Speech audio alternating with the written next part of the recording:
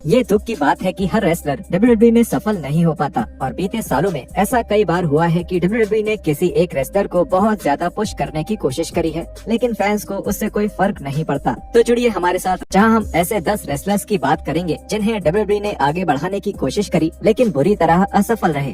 Hayden right. WWE ने Hayden right को सफल होने के लिए हर तरह से साथ दिया। हाइडेन राइट को अंडरटेकर के साथ एक फ्यूड में बुक करा गया और अंडरटेकर ने इस नए स्टार के साथ बहुत सारे मैचेस में काम किया, लेकिन हाइडेन राइट फैंस को पसंद ही नहीं आ रहे थे। उनकी प्रेजेंटेशन के कुछ हिस्से तो बहुत कमाल के थे, जैसे कि एक रेसलर को स्ट्रेट जैकेट की जरूरत होना सच में यूनिक बात थी, लेकिन जब भी बेल बजती तो ये सारा भ्रम टूट जाता था, क्योंकि हाइडेन राइट बिल्कुल वैसे रेसलर नहीं थे जैसा फैंस को एक डब्ल्यूडब्ल्यूई रेसलर से उम्मीद होती है। यहाँ तक कि डब्ल्यूडब्ल्यूई ने हाइडेन राइट की जोड़ी पॉल हेमन के साथ भी बनाई, लेकिन इसका भी फैंस पर कोई फर्क नहीं पड़ा। डब्ल्यूडब्ल्यूई ने हर वो कोशिश करी जिससे हाइडेन राइट एक स्टार बन सकते थे, लेकिन फिर भी वो जितना इस पर जोर डालते थे फैंस को वो उतने ही कम पसंद आते थे। अंडरटेकर के साथ फ्यूड के बाद डब्ल्यूडब्ल्यूई ने उन्हें एक बेबी फेस बनाने की भी कोशिश करी और यहाँ तक कि डब्ल्यूडब्ल्यूई ने उनकी और रोड वॉरियर एनिमल की एक अजीब जोड़ी बनाई। हालांकि ये सब कुछ हद तक मजेदार था, लेकिन डब्ल्यूडब्ल्यूई को सब कुछ साफ दिख गया था और 2006 में हाइडेन राइट को कंपनी से निकाल दिया गया। Lars Sullivan. ये कभी साफ नहीं हो पाया कि ट्रिपल एच ने लार्स सलिवन को एनएक्सटी में इतना ज्यादा पुश क्यों किया था। सलिवन एनएक्सटी के काबिल बिल्कुल नहीं थे और वो बस एक मॉन्स्टर हील की तरह ही प्रेजेंट किए गए थे, जो फैंस पहले भी कई बार देख चुके हैं। सलिवन रिंग में इतने बुरे नहीं थे, लेकिन फिर भी ब्रांड के दूसरे रेसलर्स के मुकाबले उस वक्त उनके रिंग की प्रतिभा थोड़ी कम थी। डब्ल्यूडब्ल्यूई ने 2019 में सलिवन को मेन रोस्टर में लाने का फैसला किया और उनका पुश जारी रहा, जिससे उन्होंने रेम स्टीरियो और कर्ट एंगल जैसे रेसलर्स को भी हराया। लेकिन जब भी सलिवन ऐसा कुछ करते थे तो फैंस हमेशा चुप ही रहते थे। ये सोचना कि डब्ल्यूडब्ल्यूई के फैंस एक हील की परवाह करने लगेंगे क्योंकि वो बहुत डरावना दिखता है, शायद 20 साल पहले काम कर सकता था, लेकिन आज के रेसलिंग फैंस को थोड़ा ज्यादा चाहिए, कुछ ज्यादा। और सलिवन कभी भी इस तरह के गिमिक के साथ सफल नहीं हो सकते थे। मीडियन।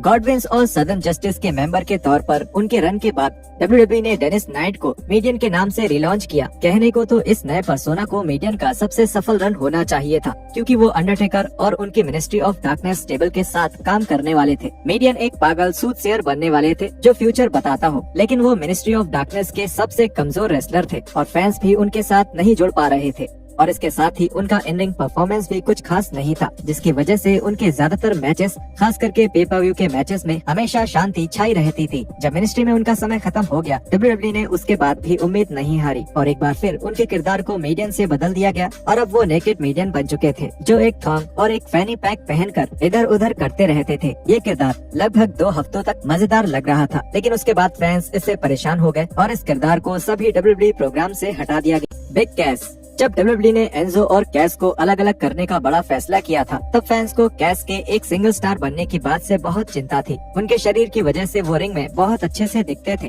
लेकिन एंजो ही वो रेसलर थे जिनकी पर्सनैलिटी अच्छी थी और इसीलिए ये एक बड़ा सवाल था कि फैंस अकेले कैस को पसंद करेंगे या नहीं। डब्ल्यूडब्ल्यूई ने बहुत कोशिश करी कि कैस ऑडियंस को पसंद आ जाए, जिसके लिए उन्होंने 2018 में कैस को डैनियल ब्रायन के साथ फ्यूड में डाला।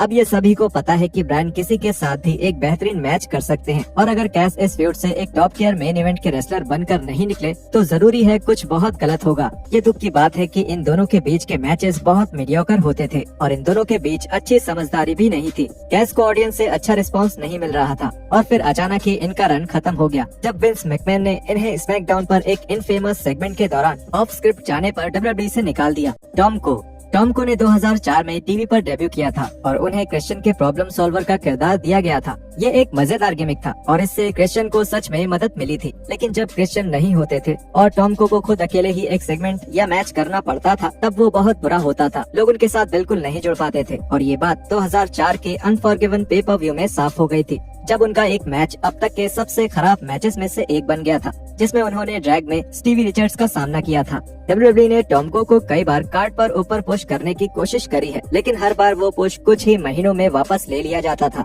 लोगों को ऐसे रेसलर से कोई मतलब नहीं था जिसकी पर्सनैलिटी या एक आम बॉडीगार्ड के अलावा जिसका कोई अच्छा गिमिक या किरदार ना हो।